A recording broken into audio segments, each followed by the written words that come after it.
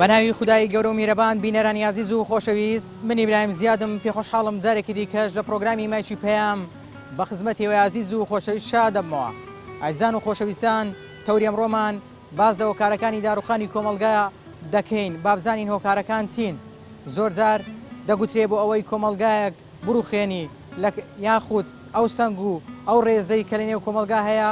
نەمێنێت پێویستە چەند شتێک بکەین. یەک لەوانە خێزان هەڵبوەشێنیەوە یان هەوڵی هەڵۆشانەوەی خێزان بدرێ و هەروە ڕێز نەگرتنی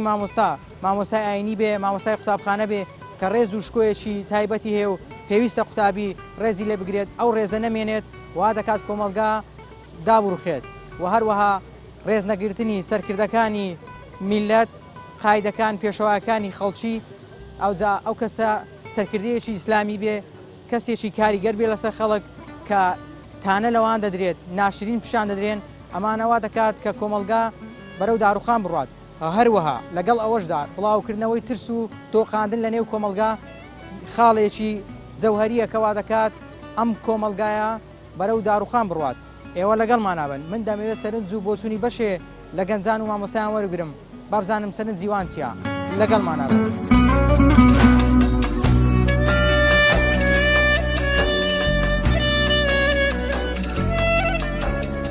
وتەیەکێ ئەڵێت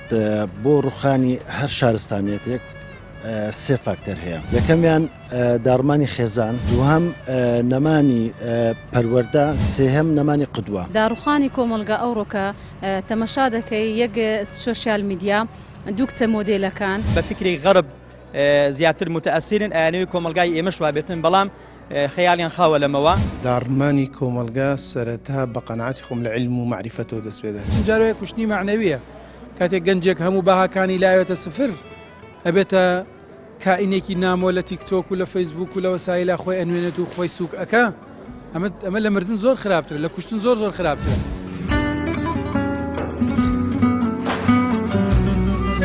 سلام علیکم مامۆستا. وعلیکم السلام ورحمة الله. ئەمڕۆ لێرە کۆڕێکت هەبوو لەسەر هۆکارەکانی داروخانی کۆمەلگا. دەتەویست پەیامێک بگەێنی، دەتەویست بە بەشداربووان بڵێ؟ طبعا هەر کۆمەلگایەک بەرەو داڕوخان بڕوە دایمە تەبەقەیەک ئیسفادەی لەیەکە کە هەوڵەدەن بەردەوام هەوڵ بدەن کۆمەلگا دابڕوخێ، وەیسە خەڵکانێکی زۆر هەوڵەدەن ئەم شتانە بکەن. بەسی هۆکارەکانمان کرد، ئەو هۆکارانە کە دیارترینیان مەسەلەن بڵاوکردنەوەی زانستی شێواوە. زانستی شێوا و چیە بوو برە مامۆستا؟ زانستی شێوا و بریتە لەوەی کەوا ئاینی عەقڵی خەڵک بەرەو عقارێ بۆ نەڵن ئەمە جەهلە، پێڵەن ئەمە علم. بۆ نمونەیەکێک لەوانە تێکدانی بەها و تێکدانی لایەنی ئەخلاقیەکانە لەناو کۆمەلگایە بە خەڵکەڵێن ئەمەیان دروستەکەیە کە دروستەکەی عەکسەکەیەتی. ئەگەر بڵێن وازی لێبێنن بە هەتای و هیچ لەوانەمان ناوێ، خەڵکێکی تر هەیە لە بەرامبەر ئاچێت سەنگەر دروستەکان. نمونەم بەوە هێنایەوە کە کاتی خۆی کەوا علم نەبووە، علمیان نەهێشتووە لەناو شار و شارشکەکانی کورسانە، و کاتە حوجرە و فەقەی مزگەوتەکان توانیوانە علم زیندوو بکەنەوە. سە هەوڵەدەن علمێکی زائف، علمێکی ناتەندروست ناو کۆمەلگا بڵاو بکەنە، خەڵک مەشغوڵ بکەنە علمێکەوە، زانکۆی پێتەواو بکەن فێری هیچ علمێک نەبووە، لەبەرەوە مەشغوڵ نەبێتە شتێک و کەوا مەجد بۆ کۆمەلگاکەی بهێنێتەوە. لەبەرەوە علمی شێوا و یەکێکە لە هۆکاری داڕوخانی کۆمەلگا، یعنی سە زۆربەی جار تەڵەبمانەیە زانکۆی تەواو کردووە لە بەشەکەی خۆیان هیچ نازانێت، تا تەخەرڕجی کردووە کتێبێکی مطالعە نەکردووە. ئەمە وا کاتە هۆکارێکی سەرەکیە بۆ ئەوەی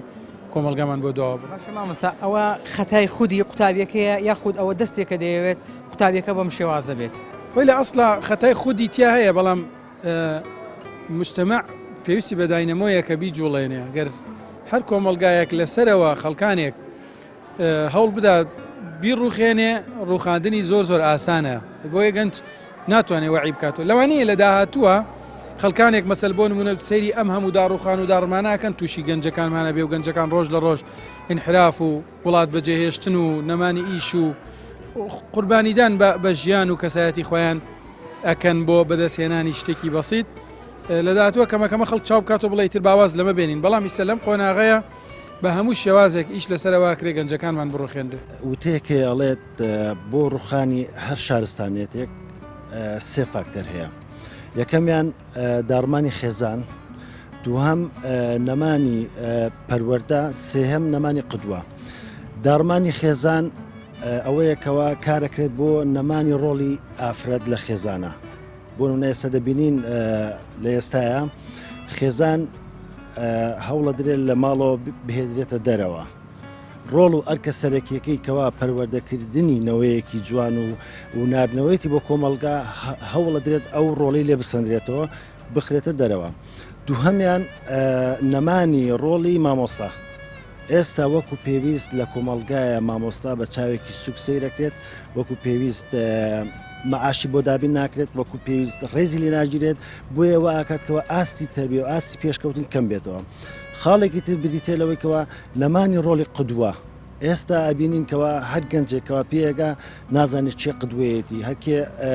قسەیەکی بۆ بکە بە دوایەکەوێت. بۆیە ئەگەر هاتووەم سێ خاڵە لە هەر کۆمەلگایەکە هەبوو لە هەر شارستانێتێکە هەبوو ئەو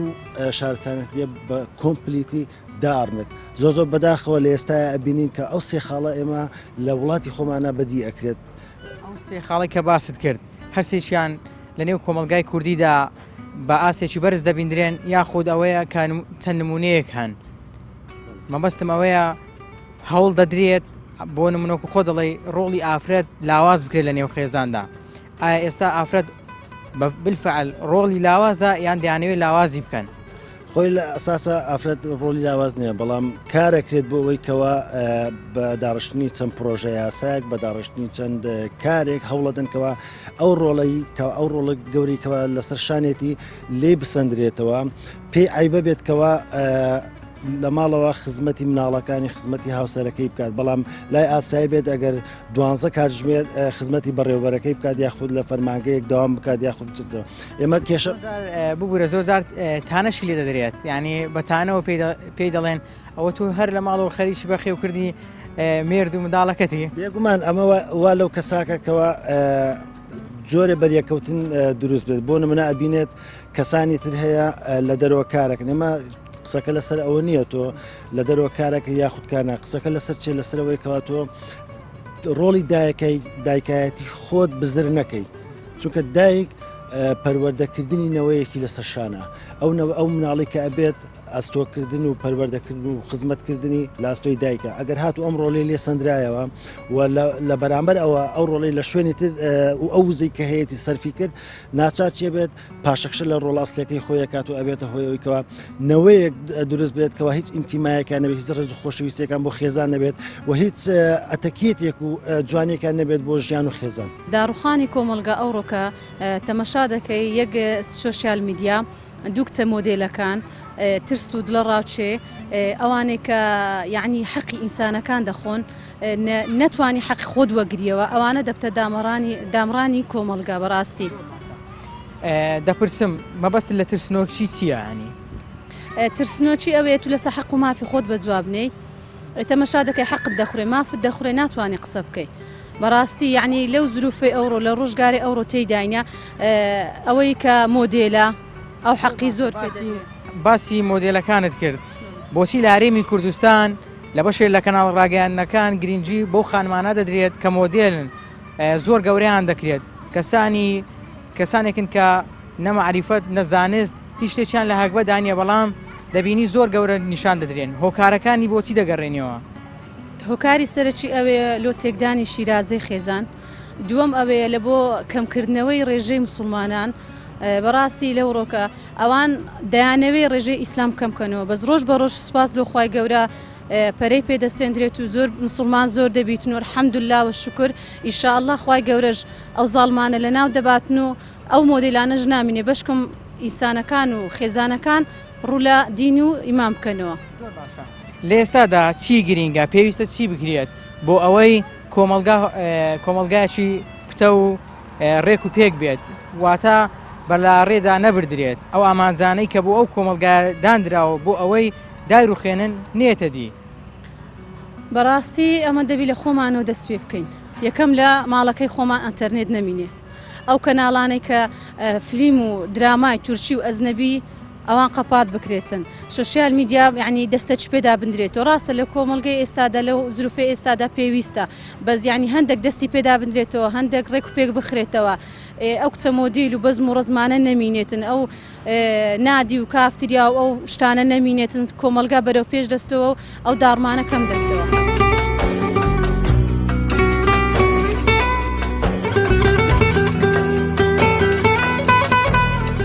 دەپرسم هۆکارەکانی دابڕانی کۆمەلگا چین؟ بەنای خۆی گەورە میرەبان وڵا داڕمانی کۆمەلگا سەرەتا بە قەناعەتی خۆم لە علم و معریفەتەوە دەست پێ دەکەواتە ئەو زانست و معریفەیە کە ئینسان هەیەی لەناو ژیان بەتایبەتی لۆ پێکهێنانی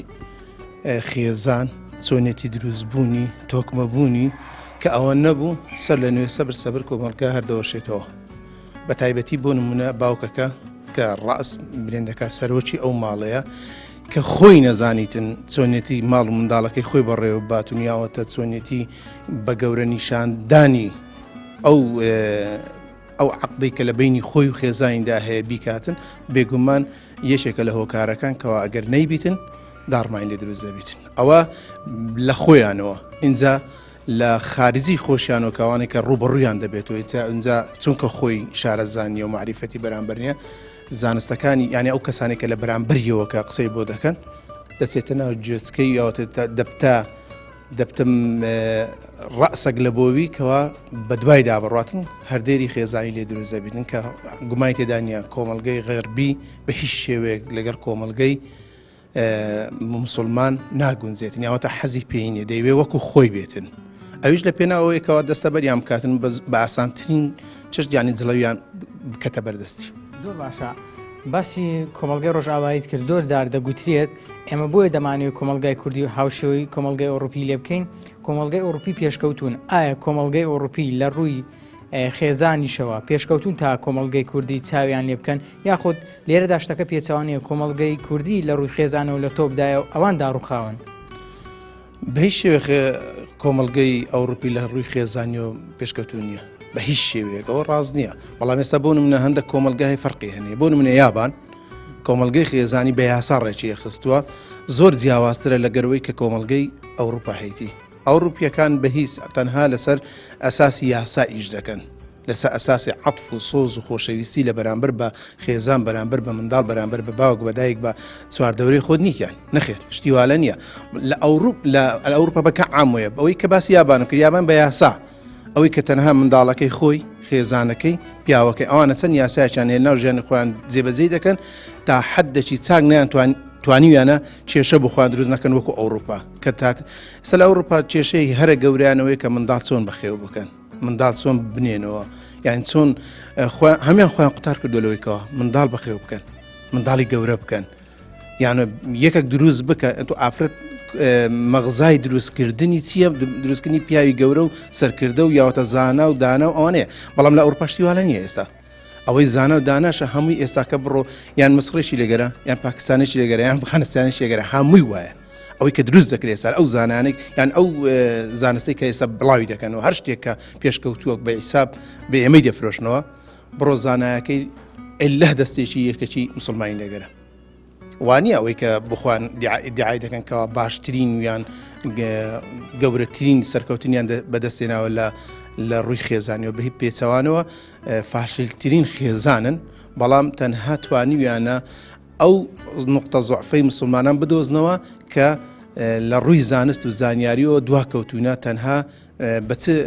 بە دوای چکەوتونە بە دوای حەز و ئارەزوو بە دوای شەهوەت بە دوای شوهرە ئەوانە هۆکاری ڕئیسین بۆی کەوا خێزانی پێڵۆشاوتەوە هۆکارەکانی داڕوخانی کۆمەلگاچی و چین و چی دەگرێتەوە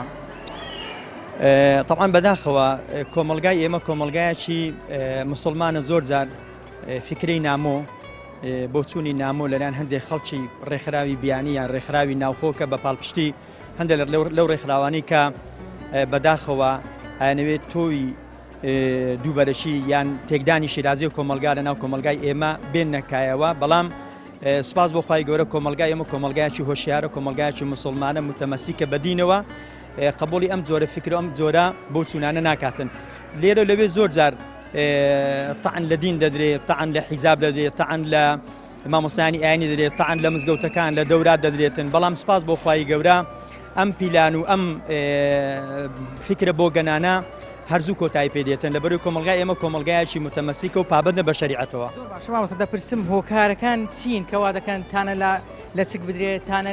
لە بەرکردنی قورئانی پیرۆز بدرێت تانە لەو ڕێکخراوانە بدرێت کە دەیانەوێ منداڵەکانی ئەم کۆمەلگایە لەسەر قورئان و فەرموودە پەروەردە بکەن ئەم کەسانە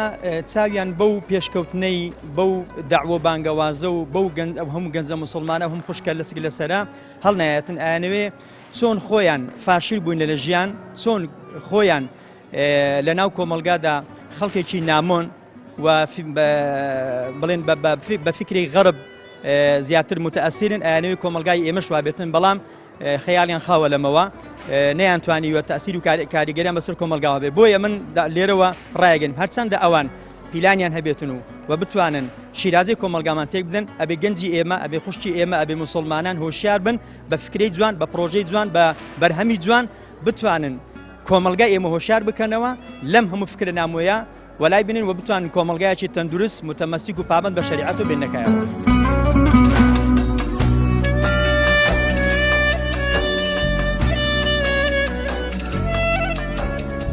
وتێکێ ئەڵێت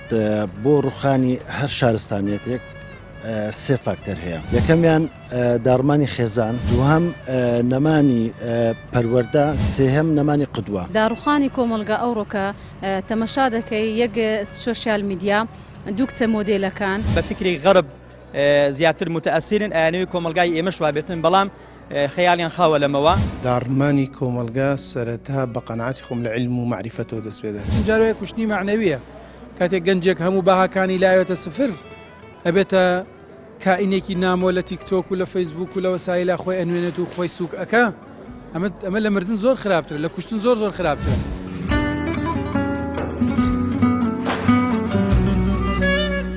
بۆ ئەوی کۆمەلگا دابڕوخێ لە شکۆی مامۆستا دەدرێت. ئێستا ڕێز و سەنگ و شکۆی مامۆستا لە نێو کۆمەلگای کوردی لە چ ئاستێکدا دەبینی؟ وڵای لە ئاستێکی زۆر خراپابینە. من کاتێکەوە خۆم تەڵەبە بووم ینی لە قۆناغی سەرەتایی مامۆستا مەبینی 4 کۆڵ ڕامە کرد لە ترسا بۆ لە ترسی ئەوەی کەوا مامۆستا نەکو بمبینێت زەبرێکم بەرامبەرکە ئەوە ڕێزێکم بۆ ئێنوان. بەڵام ئێستا تەڵەبە لەگە مامۆستا لە چایخانەیە دانیشە نێرگەلا خۆن یاخود دۆمیناخن کۆنکانەکەن. ئەمە لە چۆی دنیای شتیوە هەبووکەوەتەوە مامۆستاکەوە پێگەیاندنی نەوەیەکی لە ئەستۆیە جیلێک پەروەردەکات بەڵام تۆ دانیشی کۆمەڵێ فعلێ کۆمەڵێ کارهەیە لەگەڵایەکەوە نەشیاوە بۆی ئەمانەوە کاتکەوە ئاستی سیرکردنی ئەو کەسە بەرامبەر مامۆستا کەم بێتەوە و لە بەرامبەرشدا حکوومەت بە هەمان شێوە ڕۆلی مامۆستای وا لێ کردوەکەوە زیاتر منفعەیەکی هەوڵ بدرێت بۆ زیاتر منفعەیەکی مادی چونکە بینین جیاوازێکی زۆر هەیە لە ئێستا لە خوێندنگا حکومەکان و ئەهلیەکانە ئەوەی کەەوە گرنگی پێدرێت زیاتر ئەهلیەکانە ئەوەی زیاتر بۆ بەدەستێنانی منفعەیەکی مادیە. لە نێو خێزان ئێستا لە نێو کۆمەلگای کوردی هۆکار چییە دایک و باوکان وەکو پێویست ناتوانن منداڵەکەیان پەروەردەیەکی باش بکەن؟ ئایا جا بەهۆی ڕاکردنیان بێ بە دوای کارکردنەوە یان دەرفەتی کەمی کاتیان هەبێ یان هۆکارەکەی بە بڕای تۆسیە کە ناتوانن پەروەردەیەکی باش و ڕێک و پێچی منداڵەکەیان بکەن؟ ئەوڕۆکە یەک کابرا یعنی باوک غار دەدا هیلاک دەبی ماندوو دەبی شەو درەنگ دێتەوە بەیانی زوو دەڕواتن منداڵەکەی خۆی نبینی بەڕاستی لەبەرچ بژێوی ژیان ئەوەندە قورسیان کردی ئەوەندە قورسیان کردیا هەفتەی لەوانەیە باوکەکە 2 ڕۆژان منداڵی خۆی ببینێتن یان 2 سعات بیبینیتن یعنی بژێوی ژیانان ئەوەندە قورس کردیە یعنی دایکەکەش غار دەدا بە دوای نانەکەدا یعنی دایکەکەش ناتوانێت ئەوەندە خزمەتی ماڵ و منداڵی خۆی بکە ئەوەندە خزمەتی مێردی بکە ئەوەندە خزمەتی منداڵەکەی بکە بژێوی ژیانیان وا قورس کردیە یعنی بەس غارەغار و ڕاکەڕاکت بی لە بۆ پاروەنانەکەی بیخۆی بەڕاستی ئەوەیە یعنی سەرچیەکەی لە خێزان. دووەم تەکنەلۆژیە ئەگەر بێت و ئەوەندەی خەتت پێویست بوو دەتوانی بەکاربیێنی ئۆکەیت کە بیگژێنەوە یعنی تەمەشا دەکەی منداڵێکی بچووک 4-5 ساڵەیە ئایپاتێکی بەدەستەوەی ئەوەندە کامە مۆبایل مواسەفاتی بەرزە بەدەستەوەیتی یعنی دەبی داک و بابەکانیش بە خۆیان دابچنەوە.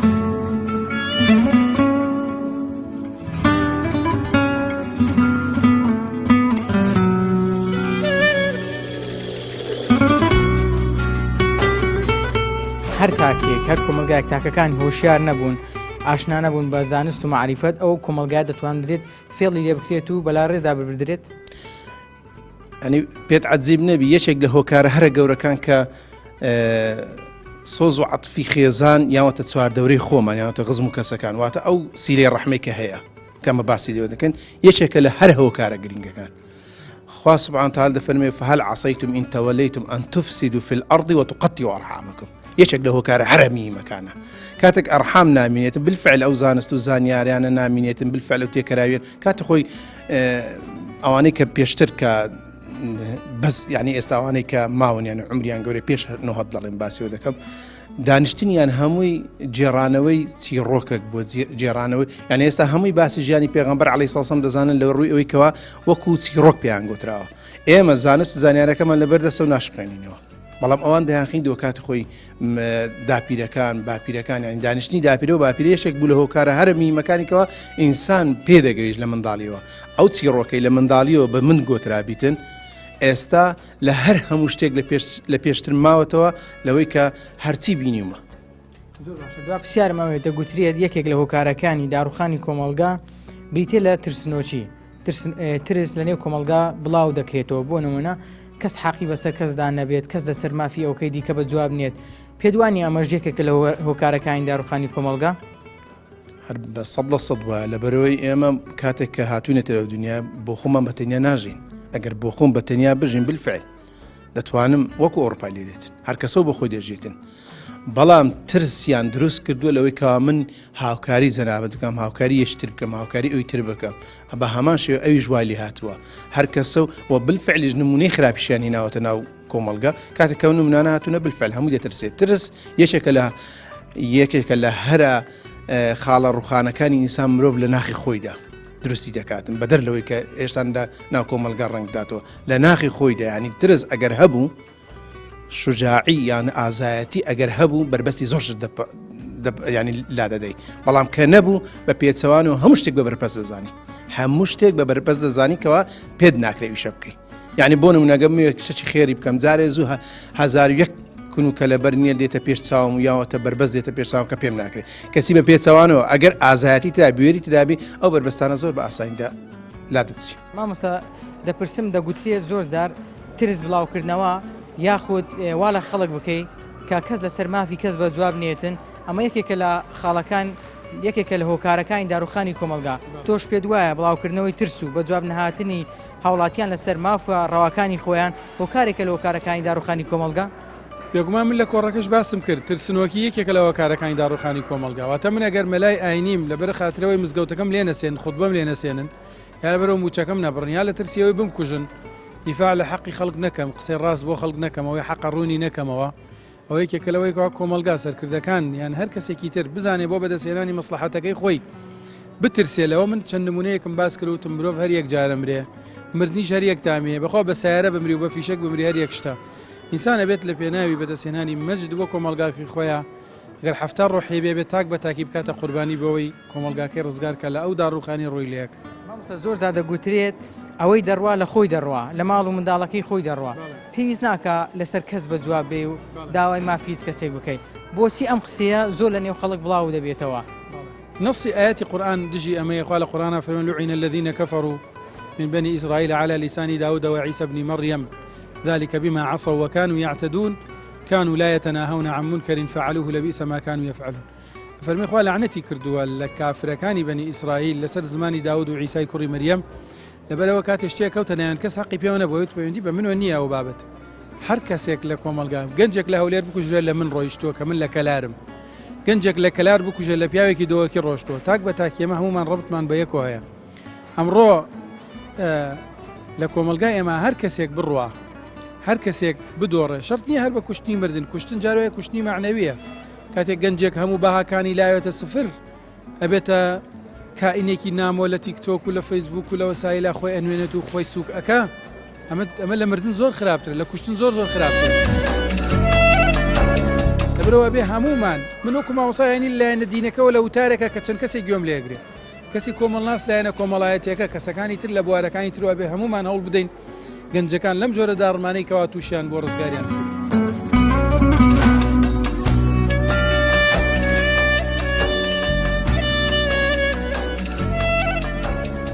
وتێکێ ئەڵێت بۆ ڕوخانی هەر شارستانێتێک سێ فاکتەر هەیە یەکەمیان داڕمانی خێزان دووهەم نەمانی پەروەردە سێهەم نەمانی قدووە داڕوخانی کۆمەلگا ئەوڕۆکە تەمەشا دەکەی یەک سوشیال میدیا دوو کچە مۆدێلەکان بە فکری غەرب زیاتر متەئەسیرن ئەیانەوەی کۆمەلگای ئێمە شوابێتن بەڵام خەیاڵیان خاوە لەمەوە داڕمانی کۆمەلگا سەرەتا بە قەناعەتی خۆم لە علم و معریفەتەوە دەست پێ دەکەم. جارۆیە کوشتنی معنەویە کاتێک گەنجێک هەموو بەهاکانی لایەتە سفر ئەبێتە کائینێکی نامۆ لە تیکتۆک و لە فەیسبوک و لە وەسایلە خۆی ئەنوێنێت و خۆی سوک ئەکا ئەمە لە مردن زۆر خراپترە لە کوشتن زۆر خراپترە.